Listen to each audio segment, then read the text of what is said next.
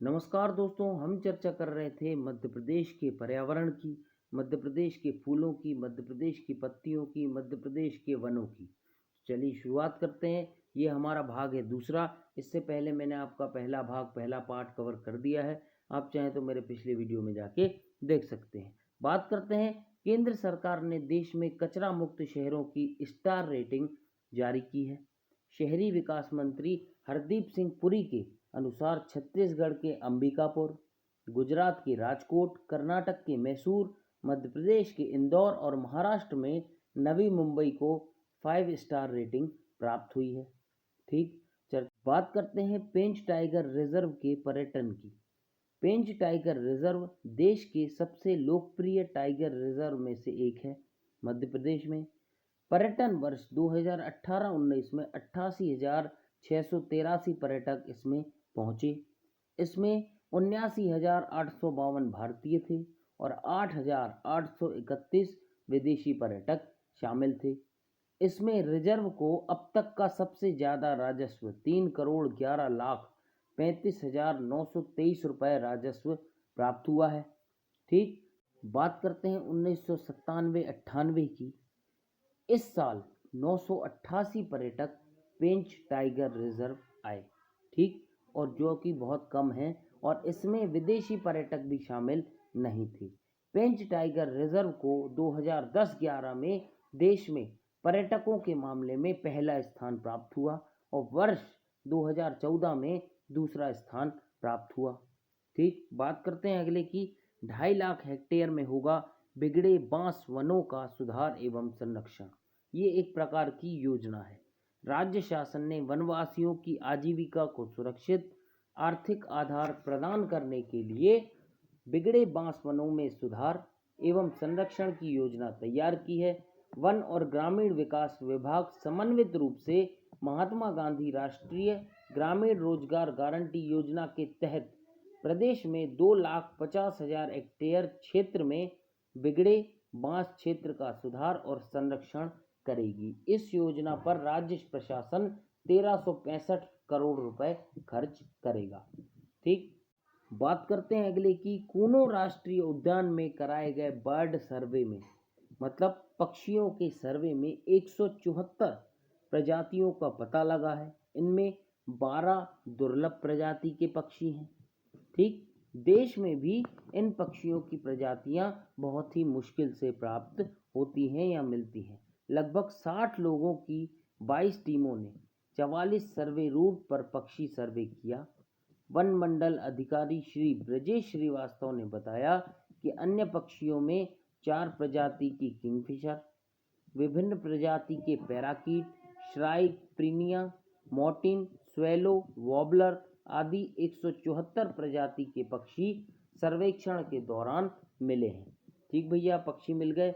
अब बात करते हैं आर्थिक सर्वेक्षण 2017-18 के अनुसार मध्य प्रदेश के सकल राज्य घरेलू उत्पाद में वानिकी क्षेत्र का कुल योगदान 1.81% है। ठीक। बात करते हैं अगले की। वर्ष 2017 में कान्हा राष्ट्रीय उद्यान मंडला में प्रदेश के द्वितीय कार्बन फ्लक्स टावर की स्थापना की गई। वर्ष 2012 में प्रथम कार्बन फ्लक्स टावर की स्थापना बैतूल जिले के ताबड़ी जिले में की गई थी। ठीक। अगले की चर्चा करते हैं। 2 जुलाई 2017 को नर्मदा नदी के तट पर 7.10 करोड़ पौधे रोपित करने का रिकॉर्ड दर्ज किया गया है। वर्ष 2015-16 में खरगोन जिले के बड़वाह में नर्मदा नदी पर महाशीर मछली के प्रजनन केंद्र की स्थापना की गई है। ठीक भैया। 24 फरवरी 2018 को मध्य प्रदेश के राज्य का अनुसंधान संस्थान जबलपुर में वन्य प्राणी संग्रहालय का लोकार्पण गौरी शंकर शेजवार ने किया था। ठीक। बात करते हैं चंबल नदी में पाए जाने वाले घड़ियाल एवं बाटागूर कछुए की प्रजाति को IUCN की रेड लिस्ट सूची में क्रिटिकल इंडेंजर्ड स्पीशीज घोर संकटग्रस्त प्रजातियों के रूप में सूचीबद्ध किया गया है। अगले की चर्चा करते हैं। वर्ष 2018-19 में केंद्र सरकार द्वारा बकरलिप योजना, biodiversity conversation and livelihood improvement project के अंतर्गत मध्य प्रदेश के सिवनी, छिंदवाड़ा एवं होशंगाबाद जिले का चयन किया गया। ठीक, अगले की चर्चा करते हैं। मध्य प्रदेश में लाख कीट संरक्षण केंद्र की स्थापना राज्य वन अनुसंधान संस्थान जबलपुर में की गई है। ठीक, बात करते हैं अगले की। वर्ष 2017-18 में राज्य वन अनुसंधान संस्थान जबलपुर में बेम्बू सीटम केंद्र की स्थापना की गई है, जहां बांस की 47 प्रजातियां मध्य प्रदेश, केरल व उत्तर पूर्वी प्रदेशों से एकत्रित की गई हैं। ठीक, अगले की बात करते हैं। वर्ष 2018 में मध्य प्रदेश के बुंदेलखंड क्षेत्र छतरपुर से ट्री एम्बुलेंस सेवा की शुरुआत की गई है कि भैया जैसे लोगों को ले जाया जाता है एम्बुलेंस में, उसी प्रकार से पेड़ों को भी ले जाया जाएगा। ठीक, बात करते हैं अगले की। हाल ही में किए गए शोधों के अनुसार मध्य प्रदेश की राजधानी भोपाल में हजारों साल पुरानी एक ओम वैली भगवान शंकर के नाम पर ओम वैली है, जिसका आकार मानसून आने पर उभर कर आता है। इस ओम वैली में मध्य प्रदेश में भोजपुर शिवलिंग मंदिर स्थित है। ठीक, बात करते हैं अगले की। वर्ष 2018 में ICARDA द्वारा मध्य प्रदेश के भोपाल में ग्लोबल पल्सेस रिसर्च प्लेटफॉर्म आरंभ किया गया है कि भैया ग्लोबल पल्सेस यानी होती हैं दालें, जैसे मूंग की दाल हो गई, राहर की दाल हो गई, उस टाइप की दालों का रिसर्च प्लेटफॉर्म। ठीक, बात करते हैं अगले की। विश्व पर्यावरण दिवस 5 जून 2018 के अवसर पर वन विहार भोपाल को प्लास्टिक मुक्त बनाने का संकल्प लिया गया था। इस वर्ष 2018 में विश्व पर्यावरण दिवस 5 जून 2018 पर थीम बीट प्लास्टिक पॉल्यूशन थी। 5 जून 2019 को विश्व पर्यावरण दिवस के अवसर पर थीम वायु प्रदूषण रखी गई थी। वर्ष 2020 में पर्यावरण दिवस का थीम जैव विविधता बायोडाइवर्सिटी था। ठीक, बात करते हैं अगले की। ENVIS centre of Madhya Pradesh state of environment Madhya Pradesh को एनविस नोड के रूप में भारत सरकार के पर्यावरण, वन और जलवायु परिवर्तन मंत्रालय MOEFCC द्वारा स्थापित किया गया है।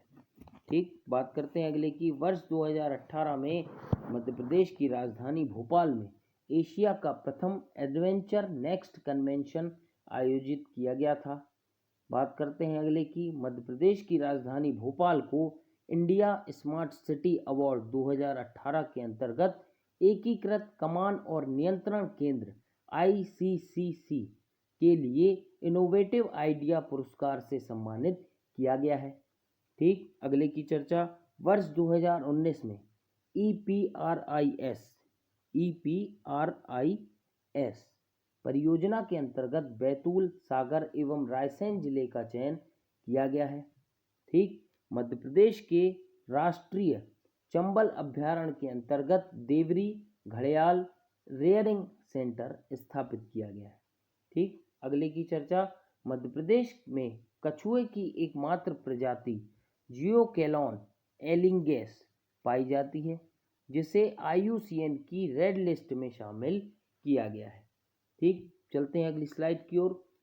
मध्य प्रदेश के भोपाल, ग्वालियर, जबलपुर, इंदौर, उज्जैन, सतना व सागर जिले में एकीकृत नियंत्रण और कमान केंद्र ICCC के माध्यम से निगरानी की जाती है। ठीक, बात करते हैं अगले की। वर्ष 2019-20 में 3,375 करोड़ रुपए की लागत से ग्रीन एनर्जी कॉरिडोर का निर्माण किया जा रहा है। प्रथम चरण में 2100 करोड़ रुपए तथा दूसरे चरण में 1475 करोड़ रुपए प्रदान किए जाएंगे। ठीक, बात करते हैं अगले की। मध्य प्रदेश के वन विभाग पर आधारित documentary film smile of forest को लॉस एंजलिस सिने फेस्ट 2019 में प्रदर्शित किया गया। इस डॉक्यूमेंट्री फिल्म के निर्माता शशिधर वेम्पाला हैं। ठीक, बात करते हैं अगले की। 15 फरवरी 2018 को रायसेन जिले के गोपालपुर में प्रदेश के प्रथम तितली पार्क का लोकार्पण तत्कालीन विधानसभा अध्यक्ष सीता शरण शर्मा द्वारा किया गया है। ठीक, बात करते हैं आज के आखिरी फैक्ट की। 24 फरवरी 2018 को राज्य वन अनुसंधान संस्थान जबलपुर में अरण्य विथिका का लोकार्पण डॉक्टर गौरीशंकर शेजवार द्वारा किया गया। तो आज का वीडियो करते हैं हम यही समाप्त। अगले वीडियो में मिलेंगे अगले पार्ट के साथ, अगले भाग के साथ। Thank you.